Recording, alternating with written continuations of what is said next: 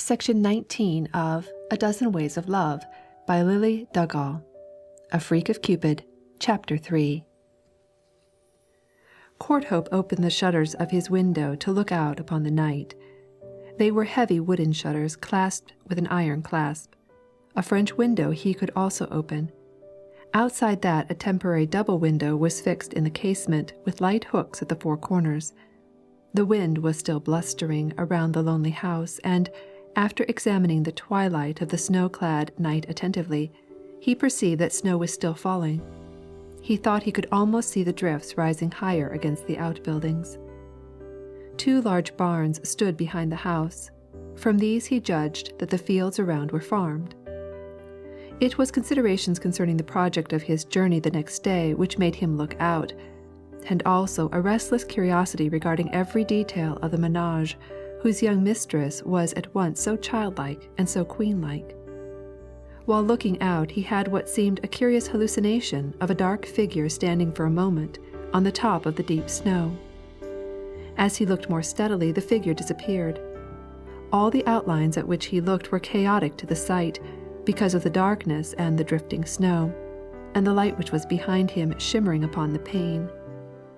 If half a dozen apparitions had passed in the dim and whirling atmosphere of the yards, he would have supposed that they were shadows formed by the beams of his lamp, being interrupted here and there by the eddying snow where the wind whirled it most densely.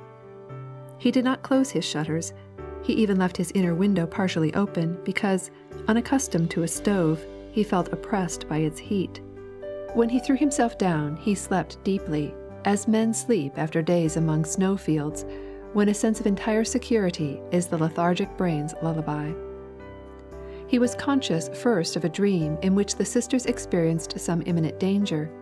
He heard their shrieks piercing the night. He woke to feel snow and wind driving upon his face, to realize a half-waking impression that a man had passed through his room, to know that the screams of a woman's voice were a reality. As he sprang for his clothes, he saw that the window was wide open, the whole frame of the outer double glass having been removed, but the screams of terror he heard were within the house. Opening the door to the dark hall, he ran, guided by the sound, to the foot of the staircase which the girls had ascended, then up its long straight ascent. He took its first steps in a bound, but as his brain became more perfectly awake, confusion of thought, wonder, a certain timidity because now the screaming had ceased, caused him to slacken his pace. He was thus hesitating in the darkness when he found himself confronted by Madge King. She stood majestic in grey woolen gown, candle in hand, and her dark eyes blazed upon him in terror, wrath, and indignation. It seemed for a moment she could not speak.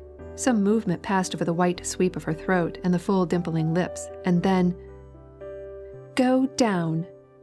She would have spoken to a dog with the same authority, but never with such contemptuous wrath. "Go down at once! How dare you?" Abashed, not knowing what he might have done to offend, Courthope fell back a step against the wall of the staircase. From within the room, Eliz cried, "Is he there? Come in and lock the door, Madge, or he'll kill you!"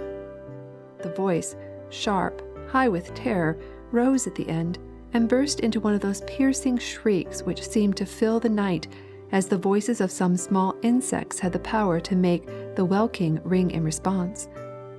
Before Courthope could find a word to utter, another light was thrown upon him from a lamp at the foot of the stair. It was held by Jacques Morin, grey-haired, stooping, dogged. The Morin family, man, wife, and daughter, were huddling close together. They, too, were all looking at him, not with the wrath and contempt to which Madge had risen, but with cunning desire for revenge, mingled with the cringing of fear. There was a minute's hush, too strong for expression, in which each experienced more intensely the shock of the mysterious alarm. It was Madge who broke the silence. Her voice rang clear, although vibrating. "Jacques Morin, he came into our room to rob." She pointed at Courthope. The thin voice of Eliz came in piercing parentheses. "I saw him in the closet, and when I screamed, he ran." Madge began again. "Jacques Morin, what part of the house is open? I feel the wind." All the time Madge kept her eyes upon Courthope, as upon some wild animal whose spring she hoped to keep at bay. That she should appeal to this dull, dogged French servant for protection against him, who only desired to risk his life to serve her, was knowledge of such intense vexation that Courthope could still find no word, and her fixed look of wrath did actually keep him at bay. It took him, by some sheer physical power which he did not understand, the courage with which he would have faced 100 Morins. When Jacques Morin began to speak, his wife and daughter took courage and spoke also. A babble of French words, angry, terrified, arose from the group, whose grey night-clothes, shaken by their gesticulations, gave them a half-frenzied appearance. In the midst of their talking, Courthope spoke to Madge at last. "I ran up to protect you when I heard screams. I did not wake until you screamed. Someone has entered the house. He has entered by the window in my room. I found it open." With his own words, the situation became clear to him. He saw that he must hunt for the housebreaker. He began to descend the stairs. The Morin girl screamed and ran. Morin, producing a gun from behind his back, pointed it at Courthope, and Madame, holding the lamp, squared up behind her husband with the courage of desperation. It was not this fantastic couple that checked Courthope's downward rush, but Madge's voice. "Keep still!" she cried, in short, strong accents of command. Eliz, becoming aware of his movement, shrieked again. Courthope, now defiant and angry, turned towards Madge, but, even as he waited to hear what she had to say, reflected that her interest could not suffer much by delay, for the thief, if he escaped, could make but small speed in the drifting storm over roads which led to no near place of escape or hiding. It was the judge's daughter which Courthope now saw in Madge, the desire to estimate evidence, the fearless judgment. "We took you in last night, a stranger, and now we have been robbed, which never happened before in all our lives. My sister says it was you she saw in our room.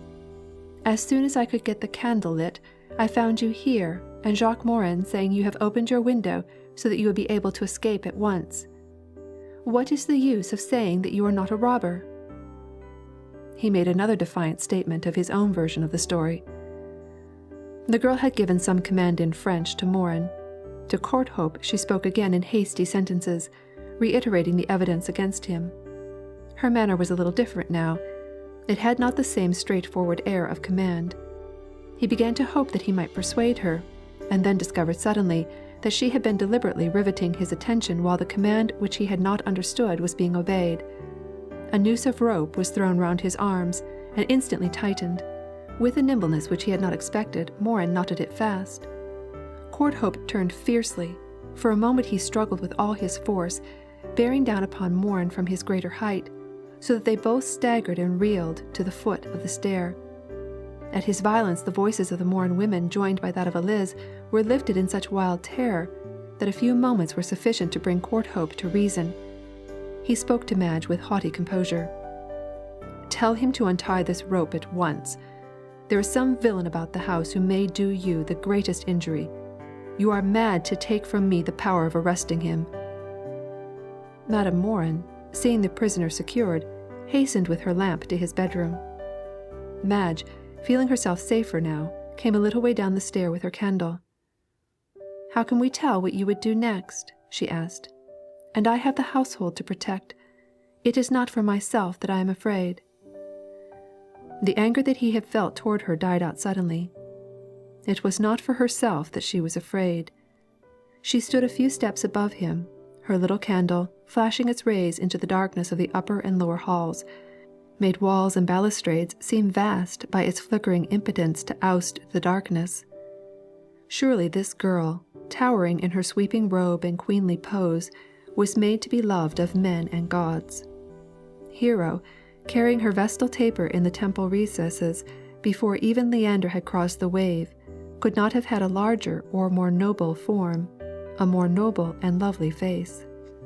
Well, if she chose to tie his arms, he would have preferred to have them tied, were it not for the maddening thought that more miscreants than one might be within reach of her, and that they would, if skilled, find the whole household an easy prey.